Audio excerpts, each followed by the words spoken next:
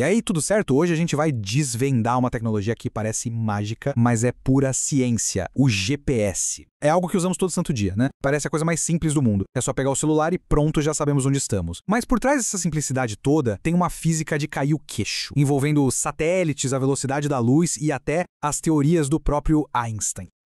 Então vamos lá. Para começar, a gente tem um verdadeiro quebra-cabeça do tamanho do planeta. Literalmente, o desafio aqui é gigantesco. Pensa só, como é que um aparelhinho que cabe na nossa mão consegue se localizar com uma precisão de metros num planeta que tem quase 13 mil quilômetros de diâmetro?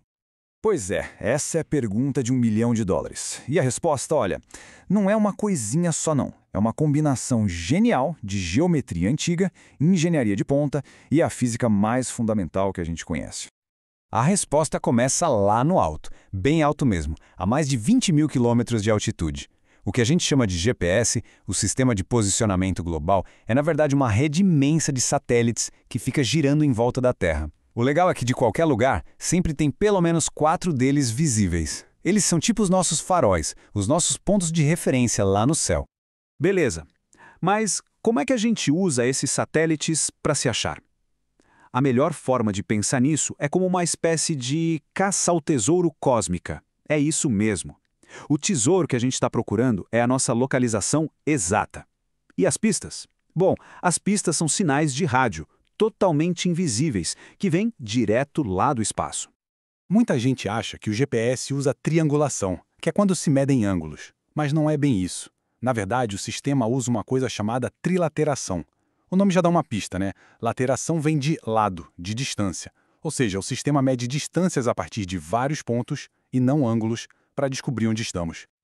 Vamos montar esse quebra-cabeça juntos, passo a passo. Imagina assim, o aparelho de GPS pega um sinal de um satélite e calcula a que distância está dele. Isso quer dizer que a nossa localização pode ser qualquer ponto na superfície de uma esfera gigante, com aquele satélite bem no centro. Ok, ainda não ajuda muito, né? Mas já é um começo.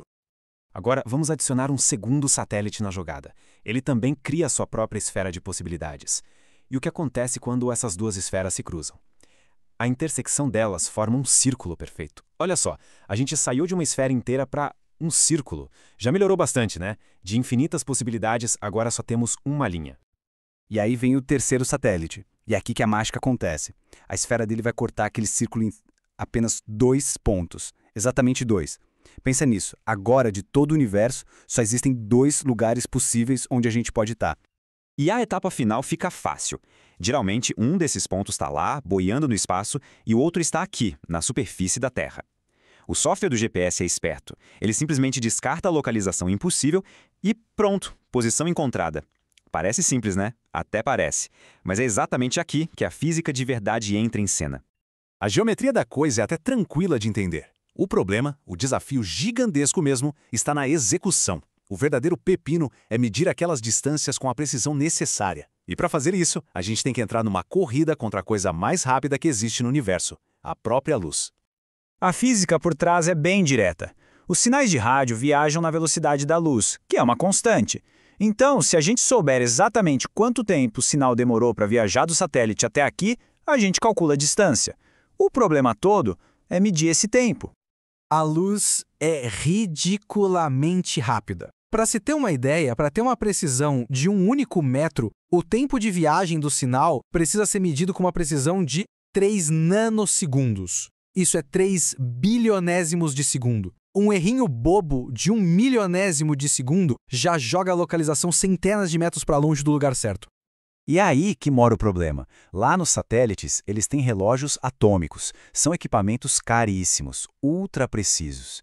E aqui embaixo, no nosso celular ou no GPS do carro, a gente tem um relógio de quartzo, super comum, milhões de vezes menos preciso. Então, como é que o sistema lida com esse abismo tecnológico? E para complicar ainda mais, o tempo. Bom, o tempo não passa igual para todo mundo. É sério. E para entender essa parte, a gente precisa chamar o fantasma de ninguém menos que Albert Einstein, porque as ideias dele estão no coração de cada aparelho de GPS. E olha, isso não é só um detalhe teórico, é fundamental. Sem as correções que vêm da teoria da relatividade, o GPS simplesmente não funcionaria. Seria inútil. Os erros iam se acumular tão rápido que, em um único dia, a localização estaria errada por mais de 10 quilômetros. O que acontece é uma espécie de cabo de guerra cósmico. Primeiro, pela relatividade especial, como os satélites se movem muito rápido, os relógios deles andam um pouquinho mais devagar. Mas aí vem a relatividade geral. Como eles estão mais longe da Terra, onde a gravidade é mais fraca, os relógios deles andam mais rápido. E no fim das contas, esse segundo efeito ganha a disputa. Juntando os dois efeitos, o resultado final é que os relógios lá nos satélites adiantam uns 38 microsegundos por dia, em comparação com os nossos aqui na Terra. Parece quase nada, né?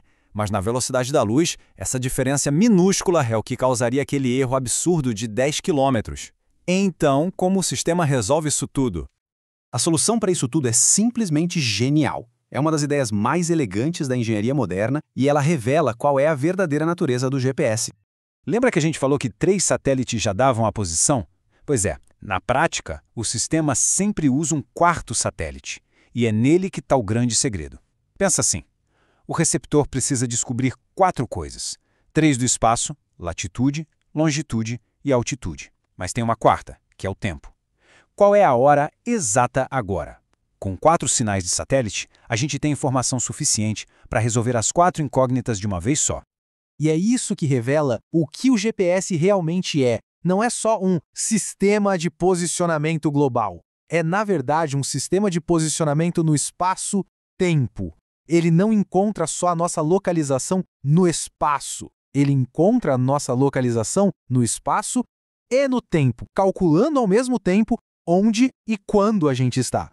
Então a grande sacada é essa. O nosso aparelho não precisa ter um relógio atômico. Por quê? Porque ele usa os sinais dos 4 satélites para descobrir a hora certa. Ele basicamente assume que o próprio relógio interno não é confiável e usa os satélites como a fonte da verdade. Ao fazer isso, qualquer GPS se transforma na prática em um dos relógios mais precisos do planeta. Então, da próxima vez que alguém abrir um aplicativo de mapa, vale a pena lembrar de toda essa dança cósmica que está acontecendo por trás. Relatividade, mecânica quântica, tudo isso trabalhando junto.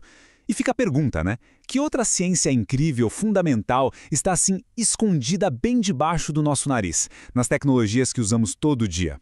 A resposta provavelmente está mais perto do que a gente imagina.